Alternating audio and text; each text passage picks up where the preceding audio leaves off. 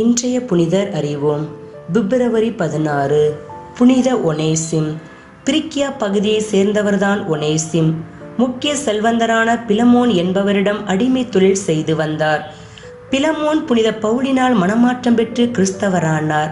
இவர் ஒனேசிமை அடிமையாக நடத்தியதால் தமது தலைவரிடமிருந்து தப்பி ஓடிவிட்டார்.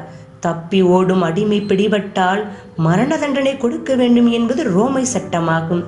அவ்வாறு ஓடிய ஒனேசிம் தம் தலைவரின் நண்பரான புனித பவுலிடம் சென்றார். சில காலம் பவுலுடன் இருந்து மனமாறி கிறிஸ்தவராகி புதிய மனிதராக மீண்டும் தம் தலைவரிடமே செல்ல விரும்பினார். ஆனால் பயம் அவரை ஆட்கொண்டது. ஒனேசிமின் பயத்தை அறிந்த புனித பவுல் பிலமோனுக்கு ஒரு கடிதம் எழுதினார். அதில், நீர் செய்ய வேண்டியதை உமக்கு கட்டளையிட கிறிஸ்தவ உறவில் எனக்கு முழு உரிமை உண்டு என்றாலும் அன்பின் பெயரால் வேண்டுகோள் விடுக்கவே விரும்புகிறேன். கிறிஸ்து இயேசுவின் தூதுவனாக அவர் பொருட்டு கைதியாக இருக்கும் பவுலாகிய எனக்கு சிறையில் இருந்தபோது பிள்ளையான ஒனேசிமுக்காக உன்னிடம் வேண்டுகிறேன். பயனற்றவனாக இருந்த அவன் இப்பொழுது எனக்கும் உனக்கும் பயனுள்ளவன் ஆகிறான். அவனை உன்னிடம் திரும்ப அனுப்புகிறேன். அவனை அனுப்புவது என் இதயத்தையே அனுப்புவது போல் ஆகும். நற்செய்தியின் பொருட்டு சிறையிட்டிருக்கும் எனக்கு உமது பெயரால் பணியாற்ற அவனை என்னிடமே நிறுத்தி கொள்ள விரும்புகிறேன். ஆனால் நீர் செய்யும் நன்மையை கட்டாயத்தினால் செய்யாமல் மனமாற செய்ய வேண்டும் என்று நினைத்தே உம்முடைய உடன்பாடின்றி எதையும் செய்ய நான் விரும்பவில்லை. அவன் என்றும் உம்மோடு இருக்க உம்மை விட்டு சிறிது காலம் பிரிந்திருந்தான் போலும். இனி அவனை நீ அடிமையாக அல்ல, அடிமையை விட மேலானவனாக, அதாவது உம்முடைய அன்பார்ந்த சகோதரனாக ஏற்றுக்கொள்ளும்.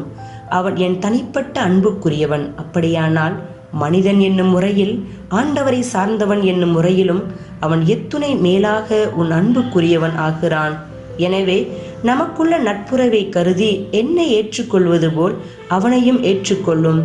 அவன் உமக்கு ஏதாவது தீங்கிழைத்திருந்தால் அல்லது கடன்பட்டிருந்தால் அது என் கணக்கில் இருக்கட்டும், நானே அதற்கு ஈடு செய்வேன் என பவுலாகிய நான் என் கைப்பட எழுதுகிறேன் என்று கடிதத்தில் குறிப்பிட்டார். பிலமோனும் அப்படியே செய்தார்.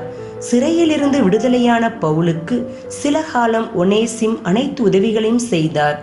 திருத்தூதர்களுக்கு உதவியாக இருந்த ஒனேசிம் புனித தீமோத்தேயுக்கு பிறகு எபேசு நகர ஆயராக இருந்தார். ஒனேசிம் இயேசுவை பற்றி அறிவிப்பதில் ஆர்வத்தோடு செயல்பட்டார். ஒனேசிம் சிறந்த மறைவுரையாளராக விளங்கியதாக புனித ஜெரோம் மற்றும் பலர் குறிப்பிட்டுள்ளார்கள். நற்செய்திக்காக ரோமையில் 18 நாட்கள் ஒனேசிம் கொடூரமாக வதைக்கப்பட்டார். இவருடைய கால்களையும் தொடைகளையும் உடைத்தார்கள். 95ஆம் ஆண்டு கற்களை எறிந்து கொலை செய்தார்கள். நற்செய்திக்காக ஒனேசிம் இரத்தம் சிந்தி மறைசாட்சியாக மரித்தார். இன்றைய புனிதரிடம் கற்போம். தங்களுக்காக மட்டுமல்லாது மற்றவர்களின் நலனுக்காகவும் இணைந்து செயல்படுகிறவர்களே நல்ல நண்பர்கள்.